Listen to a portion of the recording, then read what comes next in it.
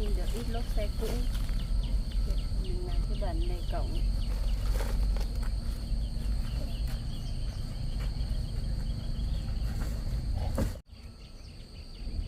Mình cứ để đây, hai lớp mình sẽ làm. Bây giờ mình phải cho con Milo, cái con mèo của mình ăn đã.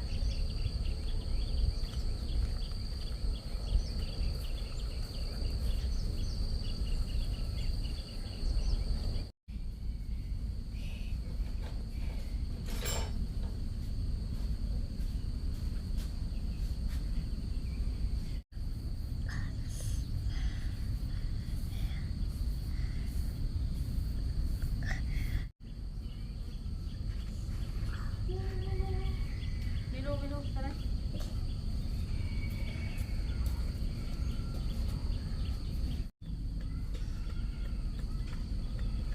Hôm qua mình mua thuốc cho con mèo của mình rồi.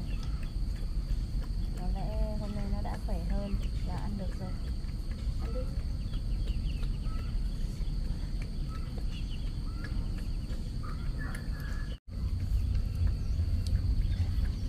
Bọn chúng ăn cũng ngoan thật đấy. Ăn đi. Ăn ngon.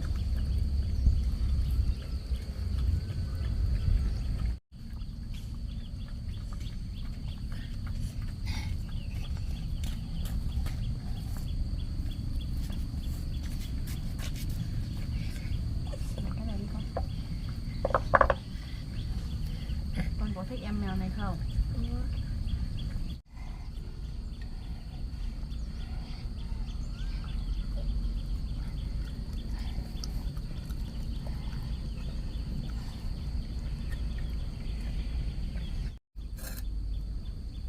Thôi, cứ để con Milu với con mèo ở đây ăn. Để con mình ra làm nốt cái hàng rào với cái cổng nhá. Milu. Là xe ra. Đi.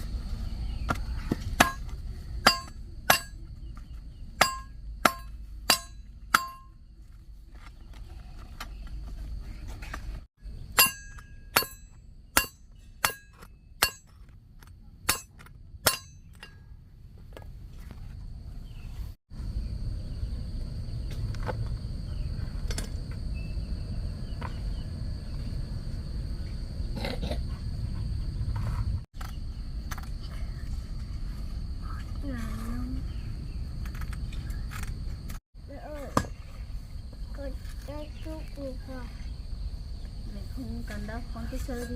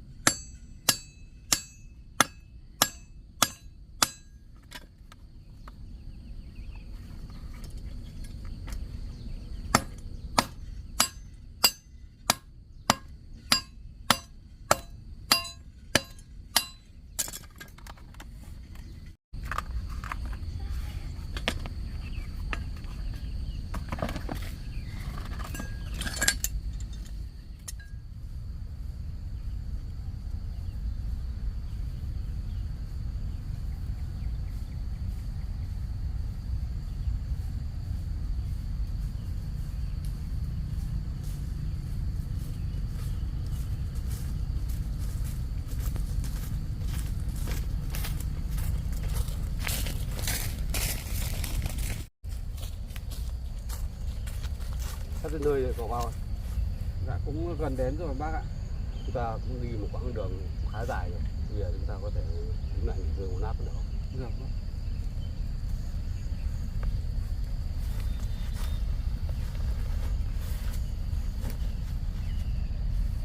Nhà Duyên ở đây cách xa nữa không cậu?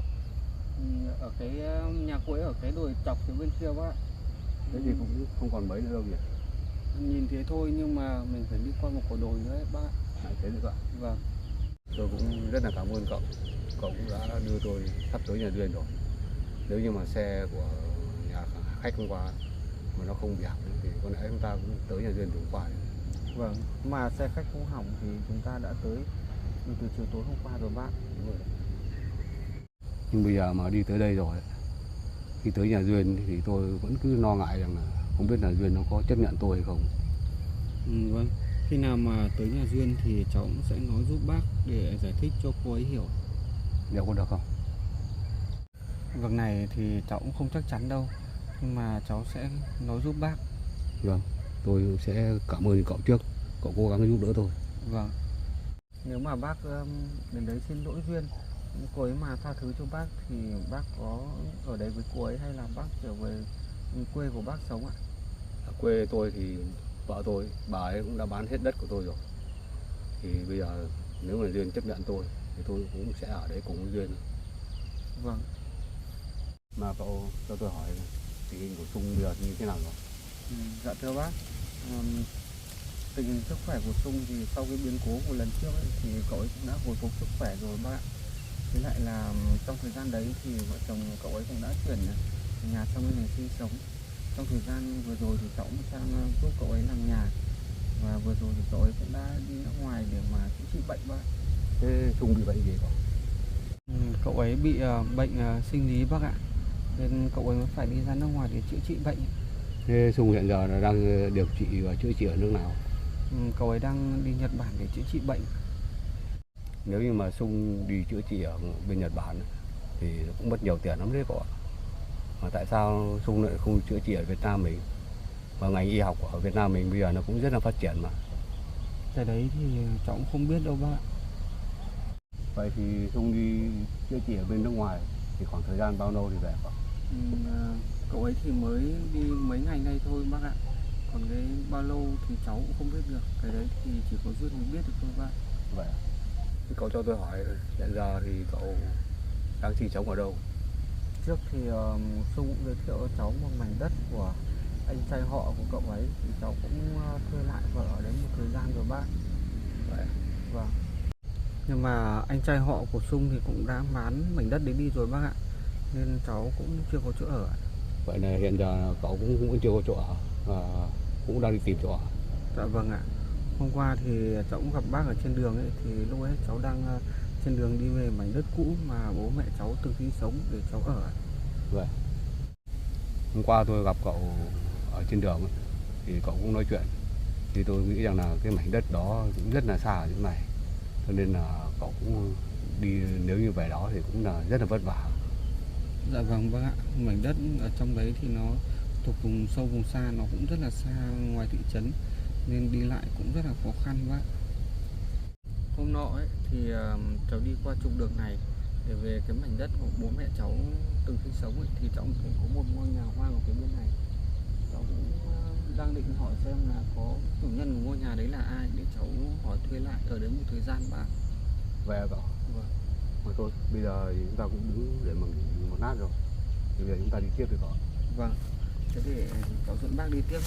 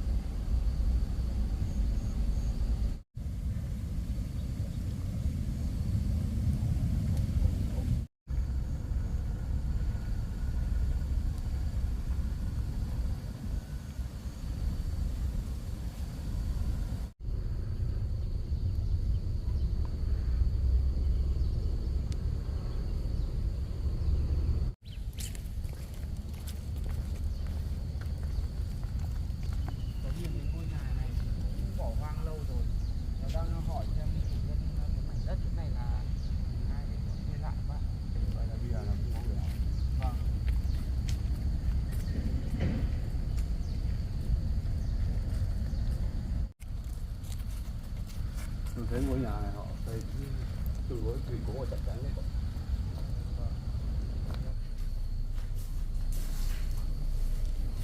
Nếu mà cháu hỏi thuê được cái ngôi nhà này thì ở đấy cũng rất là mát bác, tại vì ở gần đây nó cũng gần hồ. Tôi thấy là ở đây là không khí nó cũng trong lành, quang cảnh đây cũng đẹp. Vâng. Vậy thôi bây giờ chúng ta cũng xem cái ngôi nhà này rồi thì cũng cố gắng làm sao mà thuê được cái ngôi nhà này. Vâng. Còn bây giờ thì có đưa tôi tới ở trên. Vâng, bác cứ đi theo cháu.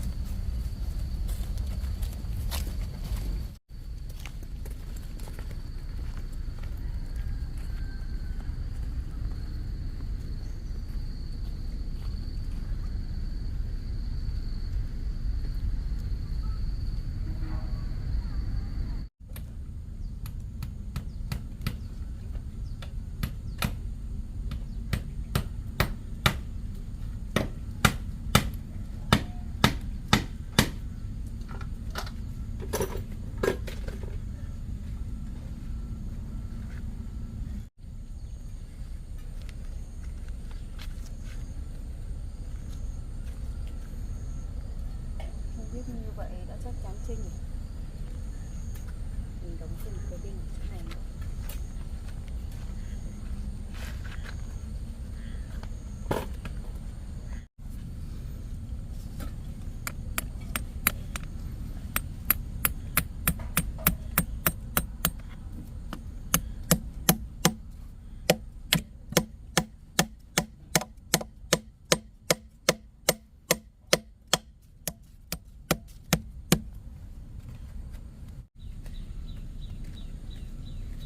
Làm cái bản này cửa bằng cái lốp cao su cũ bỏ đi như vậy cũng khá là dẻo dai và lại còn chắc chắn nữa, sẽ rất là bền.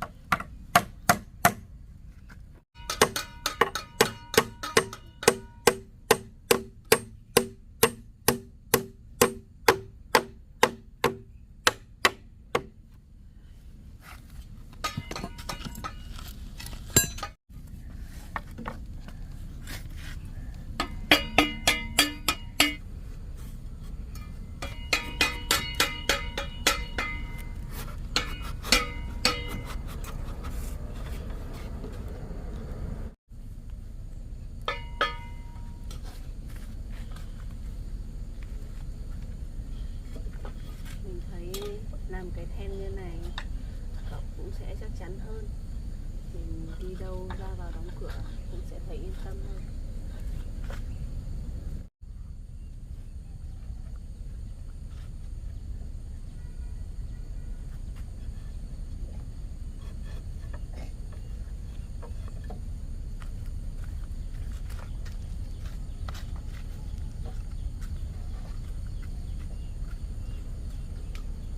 Duyên ơi, xem tôi đưa ai đến đây này. Sao anh Pao lại đưa ông ấy đến đây nhỉ? Anh Pao, sao anh lại đưa ông ấy tới đây vậy? Duyên à? Lâu rồi bố cũng không gặp con có khỏe không? Ông không phải là bố của tôi, mà sao ông lại muốn tìm tới đây để làm gì vậy? Duyên à, cô cứ bình tĩnh nghe Thương nói đã.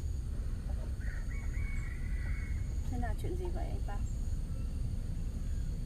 Thực ra ấy, thì cái chuyện trước đây xảy ra ở với gia đình cô ấy thì chúng ta cũng đã hiểu lầm ông ấy rồi. Không hiểu lầm gì đâu anh ạ. Tất cả đều là sự thật. Vợ chồng ông ấy đã tham lam và chiếm đoạt mất một mảnh đất của vợ chồng em rồi. Nên bây giờ không có gì để làm oan đối với ông ấy đâu ạ. Duyên à, con cứ bình tĩnh để nghe bố nói đã. Từ khi mà mẹ con bà ấy bị công an người ta bắt ấy, và trong khi đó thì bố cũng đã bị công an họ triệu tập tới, thì qua điều tra thì bà ấy cũng đã thú nhận tất cả toàn bộ những hành vi mà bà ấy đối xử đối với Sung, chứ bố cũng không có liên quan gì cả. Nên đến bây giờ thì bố cũng đã được tại ngoại và cũng đã được về đây, nhưng đến mãi khi hôm qua thì bố tới nhà con ở nhà cũ kia nhưng mà cũng không thấy con. Hôm nay thì bố cũng về đây, bố cũng đã làm lại sổ quyền sử dụng đất cho con rồi, thì hôm nay bố tới đây để bố trao lại quyền sử dụng đất cho con đấy. Không, những lời của ông nói tôi cũng không tin đâu. Hôm nay bố cũng đem quyền sổ quyền sử dụng đất tôi trao cho con ghi nhận cho bố đi. Thôi, cái mảnh đất đó cũng là vợ chồng tôi trả ơn giúp đỡ của ông từ trước đối với tôi mà, nên ông cũng không cần phải giao trả cho tôi đâu. Ông hãy cứ giữ đấy mà dùng. Không con ạ, bố cũng đã nói với con rồi là về việc này thì bố cũng không hề biết gì cả, bố cũng chỉ là làm theo bà ấy thôi chứ không có một mục đích gì đâu. Bố cũng đã nói với con từ trước rồi. Thôi Duyên đây, con cũng vui lòng nhận lại cái quyển sổ chứng nhận quyền sử dụng đất này đi cho bố đi. Thôi, ông hãy cứ giữ đấy mà dùng. Bây giờ vợ chồng tôi cũng đã chuyển tới đây ở rồi, nên mảnh đất đấy chúng tôi cũng không dùng đến. Cứ coi quyển sổ đất này là ơn vợ chồng tôi trả cho vợ chồng của ông đi. Anh Pao này, tại sao tự nhiên anh lại đưa ông ấy tới đây vậy? Hôm qua là tôi đang đi trên đường ấy, thì tôi bị ốm và sốt, thì cũng may là gặp bác, thì bác đã giúp đỡ tôi, và bác cũng có hỏi là có biết vợ chồng cô ở đâu không, thì tôi mới bảo là tôi biết, thì tôi mới đưa bác ấy về đây. Anh cũng thừa biết rằng từ trước tới giờ tôi cũng không muốn gặp mặt ông ấy rồi mà. Anh vẫn cố tình đưa ông ấy tới đây. Tôi cảm thấy cũng rất khó chịu đấy. Hôm qua trên đường đi tới đây ấy, thì bác ấy cũng đã kể về cái sự việc mà làm hại Sung trước kia ấy, thì bác ấy cũng không có liên quan gì đâu, đều là do bác gái làm hết thôi. Nên từ trước đến giờ chúng ta đã hiểu lầm bác ấy, nên tôi mới đưa bác ấy về đây đấy. Tôi nghĩ cũng không phải là hiểu lầm đâu anh Pao ạ. Việc ông ấy tới và lúc nào cũng giục tôi làm giấy sử dụng đất chuyển nhượng cho hai vợ chồng của ông ấy, chuyện đó đâu có phải là vợ của ông ấy làm đâu, mà đích thân ông ấy tới mà. Anh cũng biết rồi. Duyên này, bố cũng đã nói với con rồi là bố cũng chỉ làm theo sự chỉ đạo của bà ấy thôi. Thật ra là bố cũng không có một cái ý đồ gì đâu từ trước tới giờ. Ông không có ý đồ gì, nhưng bà ấy chỉ đạo ông làm việc sai trái thì ông vẫn nghe theo lời bà ấy sao? Ông nói như vậy tôi càng thấy không tin ông đấy. Thôi Duyên ạ, mọi chuyện thì cũng đã qua rồi, mà bà ấy cũng đã nhận tội và bà ấy cũng đang bị tạm giam rồi, mà Sung cũng đã bình an và trở về rồi, thì tôi cũng khuyên cô là hãy xem xét và tha thứ cho ông ấy. Tha thứ cho ông ấy á? Em nghĩ rằng không thể đâu anh Pao ạ. Còn việc ông ấy tới đây để gặp em Chỉ vì trao cho em quyền sử dụng đất này để mong em tha thứ thì em sẽ không bao giờ chấp nhận đâu. Với lại bây giờ anh Sung cũng không ở đây nên em cũng không tự quyết định được ạ. Hôm qua thì tôi cũng nghe bác ấy kể cho tôi biết là bác gái bị bắt thì bác gái cũng đã bán hết nhà và đất rồi. Bây giờ thì bác ấy cũng không có chỗ nào để đi và cũng không chỗ nào để ở. Thì tôi cũng thể khuyên cô là cho bác ấy đến đây ở được không? Việc cho ông ấy tới đây ở nhà em thì không bao giờ đâu anh Pao ạ. Trong tay ấy, ông ấy vẫn đang giữ sổ đất và ông ấy vẫn đang sở hữu mảnh đất của vợ chồng em đấy. Ông ấy muốn ở thì ông ấy về đó mà dựng nhà rồi sinh sống ở đó, chứ tới đây em không bao giờ đồng ý ạ. Nếu em đồng ý cho ông ấy tới đây ở thì nếu anh Sung biết và mẹ chồng em biết thì họ cũng sẽ không bao giờ đồng ý đâu anh ạ. Tôi cũng chỉ khuyên cô như vậy thôi. Còn việc cô cho ông ấy ở lại đây hay không thì đấy vẫn là quyết định do cô thôi. Vâng. Bây giờ thì bà ấy cũng đang ở trong trại giam, chưa biết bao giờ bà về. Bố bây giờ bố cũng chỉ có trách nhiệm là thay đổi được cái quyền sử dụng đất và bây giờ bố trao trả lại cho con thôi, thì con nhận cho bố đi. Và còn cái việc mà con cho bố ở đây hay không thì đó là tùy ở con. Tôi cũng đã nói với ông rồi, tôi sẽ không cho ông tới đây ở cùng với tôi đâu. Bởi vì nếu tôi đồng ý thì chắc chắn anh Sung và mẹ chồng tôi cũng sẽ cho tôi ra khỏi nhà, tôi cũng sẽ không được ở đây nữa. Bố cũng biết rằng là mọi việc trước kia thì bố đối với con thì cũng không được tốt, nên là con cũng hiểu lầm bố. Nên là bây giờ bố cũng mong con rằng là con sẽ nhận lại cái quyền sử dụng đất này cho bố. Thôi, ông cứ giữ lấy dùng đi. Coi như chỗ mảnh đất đó là vợ chồng tôi trả ơn cho vợ chồng của ông. Như vậy chúng ta cũng sẽ không nợ gì nhau nữa.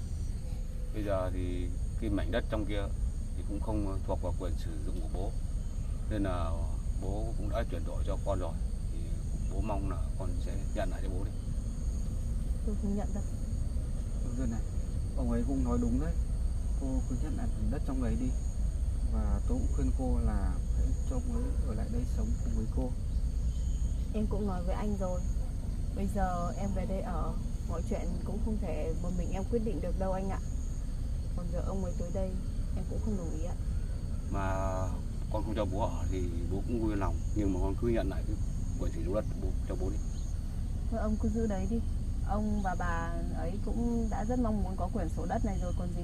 Không, bố không mong, đấy là chỉ bà ấy thôi mà. Thôi, nói tóm lại là tốt nhất là ông cứ hãy đi rời khỏi mảnh đất này của tôi đi.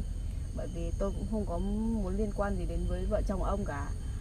Lỡ sau này vợ ông mà được tại ngoại, bà ấy lại tới đây để gây chuyện với tôi, như vậy cũng sẽ rất là phiền phức và rắc rối đấy. Thôi, nếu mà cô không cho ông ấy ở đây ấy, thì tôi cũng sẽ đưa ông ấy đi ra ngôi nhà hoang ở bên dưới kia, để cho ông ấy ở đấy một thời gian đã. Anh đưa ông ấy đi đâu thì tùy anh, em cũng không quan tâm đâu ạ. Bây giờ những lời ông ấy nói, anh tin ông ấy thì cũng tùy anh thôi. Anh muốn giúp đỡ ông ấy, nhưng nếu sau này vợ của ông ấy quay về mà lại làm phiền tới anh, lúc đó thì anh cũng hãy tự giải quyết đi. Em cũng không thể giúp đỡ được gì đâu ạ.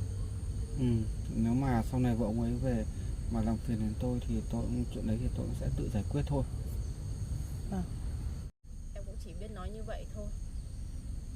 Thôi, tốt nhất là ông hãy đi chỗ khác đi, đừng tới làm phiền gia đình tôi nữa. Tôi cũng khuyên cô suy nghĩ lại. Vâng.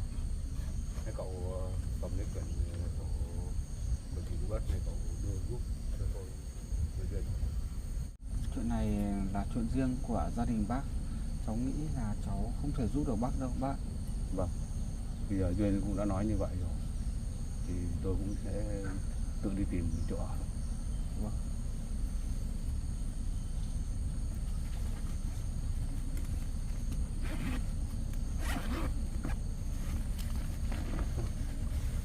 Rồi đấy chứ.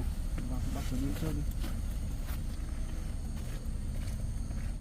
Bác này, hay là bác cứ ra ngã ba ngoài này đợi cháu, xong rồi cháu sẽ đưa bác ra cái ngôi nhà hoang ở phía bên ngoài này. Thế cũng được. Bác đợi cháu ở ngoài nhá. Vâng.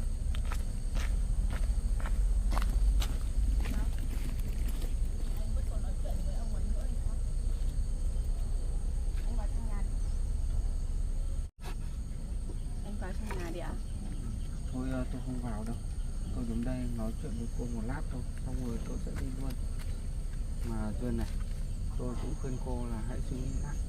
Cái chuyện trước kia mà xảy ra đối với Sung ấy thì đều là do vợ ông ấy gây ra thôi, chứ không phải ông ấy gây ra. Nhưng tôi khuyên cô hãy cho đấy một cơ hội để tha thứ cho ông ấy. Bây giờ em cứ nghĩ lại những chuyện đã xảy ra thì em cảm thấy cũng rất giận ông ấy, chứ em cũng không nói đến chuyện tha thứ cho ông ấy được đâu ạ. Chào Nguyên nhá. Hôm nay Nguyên cũng được nghỉ học nên em cũng đón con về chơi cho vui anh ạ. Thế anh bây giờ có định về mảnh đất của bố mẹ anh để ở nữa không ạ? Chắc là tôi sẽ không quay về đấy nữa đâu. Lúc ấy đi qua cái ngôi nhà hoang ở phía dưới kia thì tôi cũng thấy ở đấy ngôi nhà vẫn còn tốt ấy, với lại là không có ai ở. Thì tôi cũng đang định đi hỏi thăm xem là ngôi nhà đấy của ai để tôi có thể thuê lại và ở đấy một thời gian cũng được. Em nghĩ như vậy cũng hợp lý, anh cũng đỡ phải đi xa. Mà ở gần đây thì đường giao thông cũng thuận lợi hơn chỗ đất của bố mẹ anh đấy ạ. Vậy thôi cô với bé Nguyên cứ làm tiếp đi, chắc tôi cũng phải đi đây. Vâng, vậy anh đi cẩn thận ạ.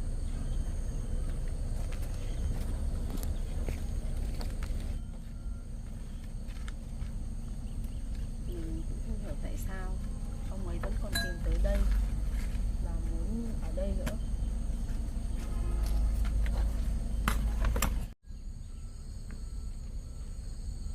Bây giờ tôi cũng cho bố cô ấy ở đây mà bác ấy cũng không có chỗ nào để ở. Mình cũng cảm thấy thương bác ấy thật.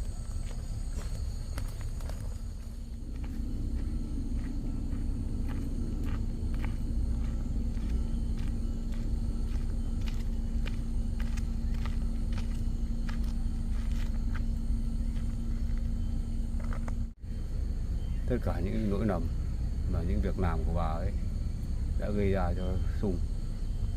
Giờ thì đến con Duyên nó cũng không nhận mình là bố nữa. Đến bây giờ thì cũng chỉ còn một mình Pao hiểu và thông cảm cho mình thôi. Còn con Duyên thì nó cũng không thèm nhận cả cái sổ mà mình đã đổi cho nó về quyền sử dụng đất nữa, thì mình không bây giờ cũng không trông vì nó nữa. Con Duyên nó đã nói như vậy rồi thì đến bây giờ có lẽ mình cũng phải đi tìm một nơi ở mới thôi.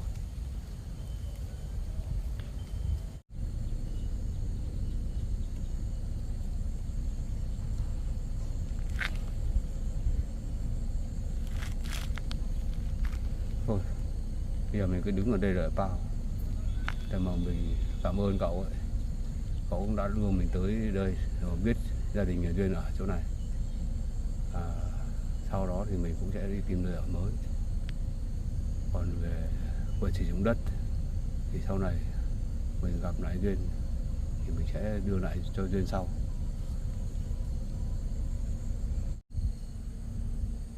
Mình thấy ở đây phong cảnh thì nó cũng đẹp, có cả hồ nước nữa, mà đường xá thì đi lại nó cũng được dễ dàng hơn, mà nó quang đãng hơn ở chỗ đất cũ nhà nó. Mình cũng vui thay cho nhà nó đấy.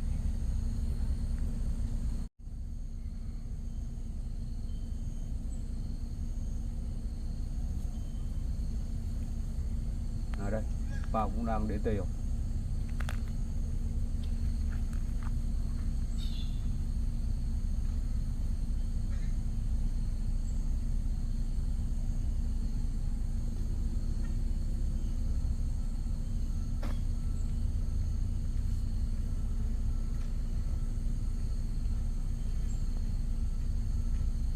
Bác đợi cháu có lâu không?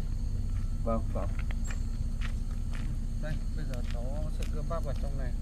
Trong này có một ngôi nhà hoang ấy. chúng ta cứ ở qua đêm nay đã. Khi nãy thì cậu bảo lại, cậu có thuyết phục Duyên giúp tôi không? Dạ cháu có bác ạ, nhưng mà cháu thuyết phục mãi cô ấy vẫn không đồng ý cho bác ở đấy đâu. Cô ấy vẫn còn lo lắng khi bác gái trở về sẽ đến làm phiền đến cô ấy đấy. Vậy à cô? Vâng. Bây giờ thì bà vẫn đang ở trong trại giam, mà tôi cũng nghĩ rằng là sau này bà có được tại ngoại về thì chắc chắn rằng là bà cũng không có những cái suy nghĩ và những hành động như trước nữa đâu. Vâng, cháu cũng nghĩ như vậy. Nhưng mà Duyên thì vẫn có một lỗi lo riêng bác. Đúng đấy cậu. Thôi bây giờ để cháu đưa bác vào ngôi nhà hoang kia, xong rồi bác cháu mình nghỉ lại đó đêm nay đã. Vâng. Vậy bây giờ cậu đưa tôi tới ngôi nhà hoang đó, tôi ở đó thì cậu sẽ đi đâu? Hay là cậu lại về mảnh đất của bố mẹ cậu? Dạ không bác, bây giờ cháu quay lại đây rồi thì cháu chắc cũng ở luôn đấy với bác thôi. Lát nữa thì bác cháu mình vào để ở thì cháu sẽ đi hỏi thăm những người dân quanh đây xem ngôi nhà đấy của ai để cháu thuê lại để cho bác cháu mình sống. Vậy tôi có làm phiền cậu quá không? Không sao đâu bác. Thôi Thôi đi. bây giờ bác cháu mình đi.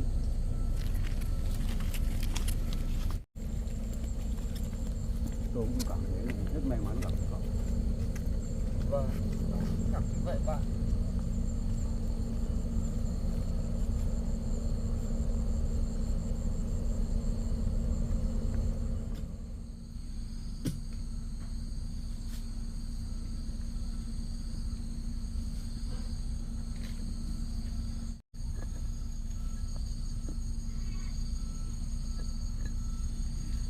Lẽ ra mình cũng làm xong hết cái phần hàng rào xung quanh vườn này rồi.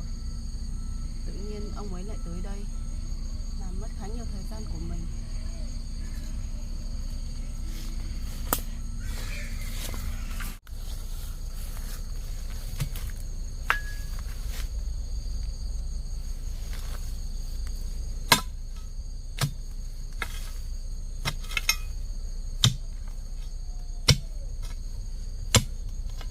Mình cũng không hiểu tại sao tự nhiên anh Pao lại đưa ông ấy tới đây nữa.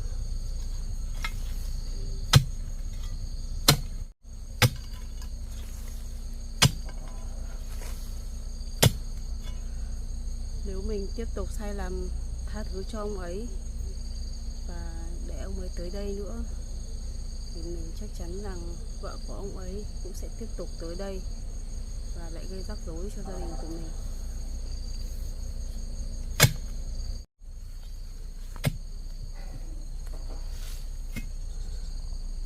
Mình sẽ cố gắng vào chiếc vườn này thật rộng. Sắp tới mình sẽ mua thật nhiều gà về để mình chăn nuôi.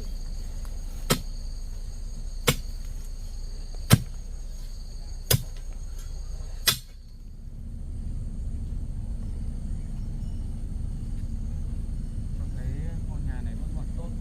Bác cháu mình ở đây thì cũng phát để quang cỏ ở đất bác.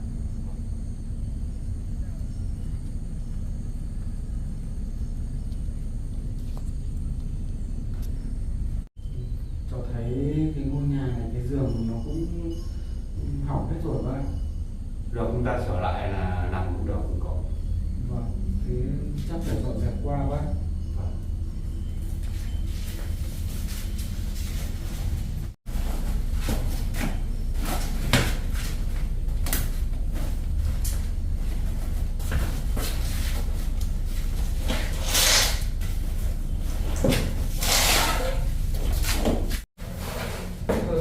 Đi làm sao về bác cứ nghỉ ngơi để cháu dọn dẹp cho. Không có làm được.